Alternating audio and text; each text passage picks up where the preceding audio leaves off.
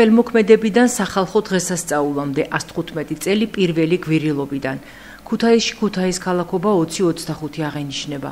მთელი დღის განმავლობაში დაგეგმილია არაერთი კულტურული, სპორტული, გასართობი, შემეცნებითი ღონისძიება. მდინარე რიონზე ჯომართობის მოყვარულთა საჩვენებელი დაშვება მოხდება. მუზეუმში წარმოდგენილი იქნება გამოფენა ქუთაისი თვითმმართველი ქალაქი 150. დაჯილდოდებიან საპატიო ქუთაისლები. დღესასწაული გალა კონცერტით დასრულდება, სადაც თბილისის ბიგბენდი დაუკრავს. დღეს კვირილობის სახალხო დღესასწაულის აღნიშვნა ბაგრატის ტაძრიდან დაიწყო მეუფე იოანეს ლოცვა კურთხევით.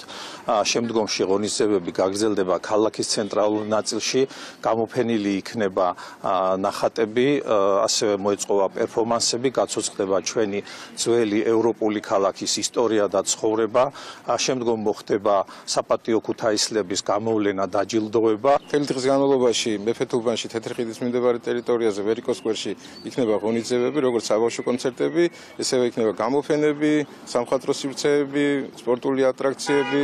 რიონზე მოხდება ჯომართობით დაშვება, რის შემდეგაც უკვე ჩვენი სტუმრებთან ერთად გადავინაცვლოთ და დავესწრებით აიას არენაზე ჭაბუკ რაგბთა მონაწილეობით რაგბს. გულოცავ ქუთაისს კვირილობის დღესასწაულს, ძალიან კარგი განწყობაა და უმნიშვნელოვანესია, რომ ქალაქში ესეთი ზეიმი არის.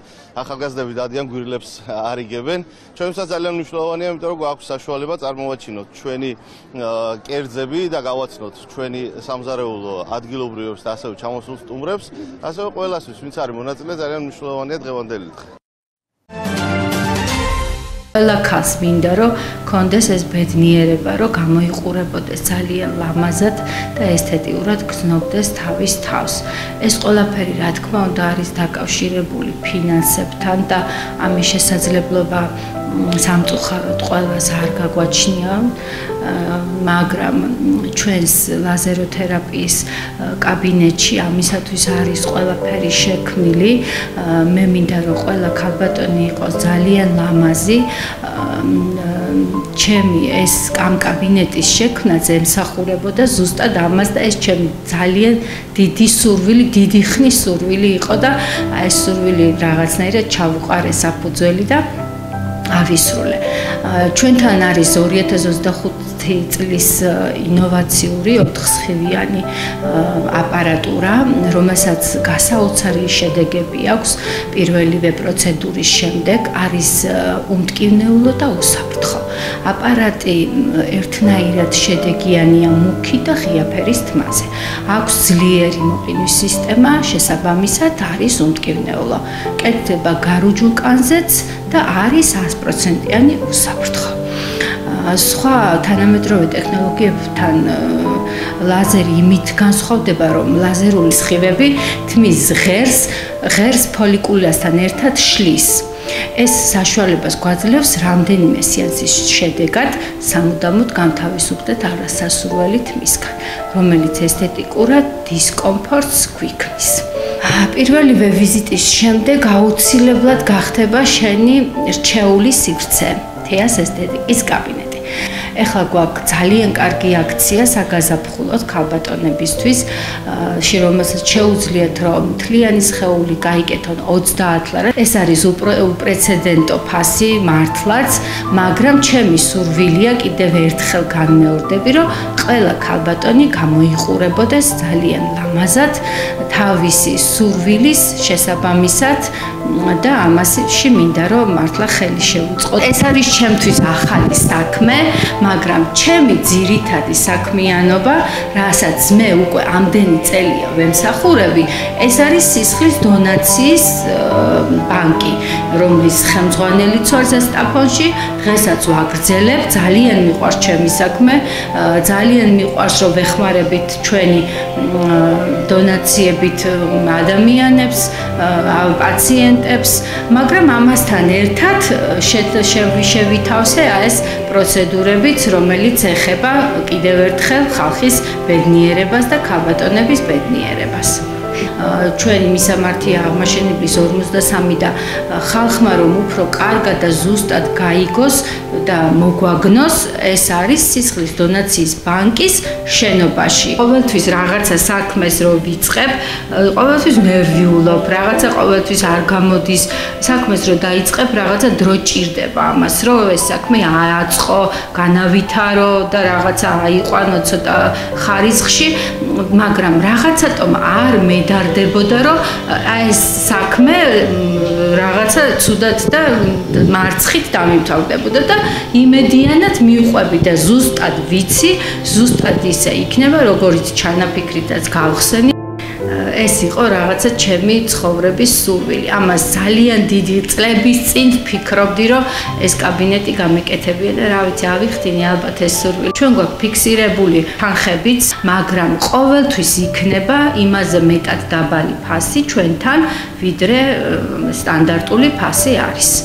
ამით იმის თქმა მინდა, რომ ყველასთვის იყოს ხელმისაწვდომი, არავისთვის ეს არ იყოს მხოლოდ ფუფუნება და ყველას შეეძლოს, რომ რაღაცა ეკონომიური მხრივ უარი არ თქვას ამ ძალიან კარგ პროცედურებზე.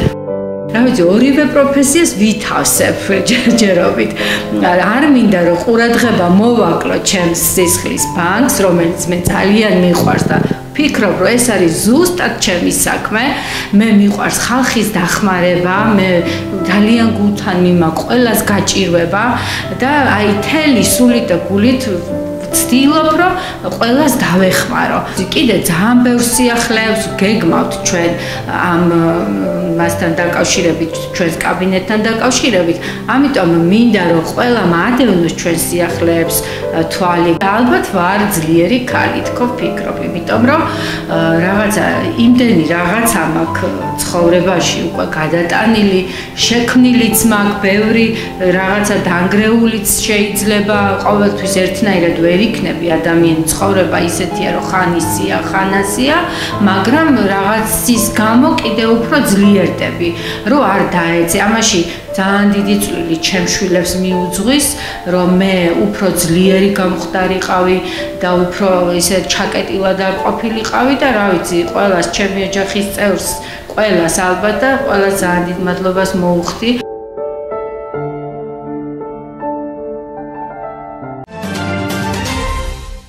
ამერიკული მხარე უკრაინაში მიმდინარე ომის სამშვიდობო შეთანხმების გზით დასრულებაზეა ორიენტირებული. ამერიკის შეერთებული შტატების სახელმწიფო მდივანი მარკო რუბიო Fox News-თან გაკეთებულ ინტერვიუში ამბობს, რომ ეს არის ომი, რომელსაც სამხედრო გადაწყვეტა არ აქვს. არსებითად პუტინს არ შეუძლია მთელი უკრაინის აღება. უკრაინას კი არ შეუძლია რუსების იმ მდგომარეობამდე დაბრუნება, სადაც ისინი 2014 წელს იყვნენ. მისი მტკიცებით, ერთ-ერთი ლიდერი მსოფლიოში, რომელსაც შეუძლია კონფლიქტის ორივე მხარესთან საუბარი, პრეზიდენტი ტრამპია. ვრცელდება შტატების სახელმწიფო დეპარტამენტის პრეს-სპიკერის განცხადება, სადაც ის ამბობს, რომ ამერიკა მზადაა რუსეთის ფედერაციის წინააღმდეგ ახალი სანქციები დააწესოს და არსებულ შეზღუდვებს არ მოხსნის. პრეზიდენტს სურს, რასაც ვაკეთებ, დიპლომატიური იყოს. ტემი ბრიუსის განცხადებით, ამერიკა მოლაპარაკებებში ჩართულობით სტილს შეიცვლის. ისინი კვლავ რჩებიან პროცესში, თუმცა როგორც პრეს-სპიკერი განმარტავს, აღარ აპირებენ მსოფლიოში ფრენას მოლაპარაკებებში მონაწილეობის მისაღებად. ახლა ეს ორივე მხარის, უკრაინისა და რუსეთის პასუხისმგებლობაა და დადგა დრო, რომ მათ წარმოადგინონ და შეიმუშავონ კონკრეტული იდეები, თუ როგორ დასრულდება ეს კონფლიქტი. ეს მათზე იქნება დამოკიდებული, ამბობს ბრიუსი. პრეზიდენტ სურს, რომ ყველაფერი, რასაც ვაკეთებთ, დიპლომატიური იყოს. ამავე დროს მას ისმის, რომ არსებობს მსოფლიოს სხვა ნაწილიც, რომელსაც ყურადღება სჭირდება. სახელმწიფო მდივანმაც ასევე ნათლად განაცხადა, რომ შეიცვლება ჩვენი წვლილი იმით, რომ ჩვენ აღარ ვიქნებით შუამავლები. ჩვენ კვლავ ჩართულები დავრჩებით სამშვიდობო მოლაპარაკებებში და დავეხმარებით ყველანაირად, მაგრამ აღარ ვიფრენთ მთელს მსოფლიოში იმისთვის, რომ მოლაპარაკებებში შუამავლები ვიყოთ. ახლა ეს ორივე მხარის უკრაინის და რუსეთის პასუხისმგებლობაა და დადგა დრო მათ შეიმუშაონ და წარადგინონ კონკრეტული იდეები, თუ როგორ დასრულდება ეს კონფლიქტი. ეს მათზე იქნება დამოკიდებული. ამასობაში კი საომარი მოქმედებები გრძელდება. რუსებმა ზაპოროჟიეს შეუტიეს. შედეგად 28 ადამიანი დაშავდა. როგორც უკრაინული მედია აცხადებს, რუსულმა ძალებმა ასევე მასშტაბური თავდასხმა განახორციელეს ლოკომოტივების სარემონტო ქარხანაზე. რუსული ძალების თავდასხმის შედეგად დაზარალდა ოდესის, ხარკოვის, სუმის, დონეცკისა და კიევის ოლქები.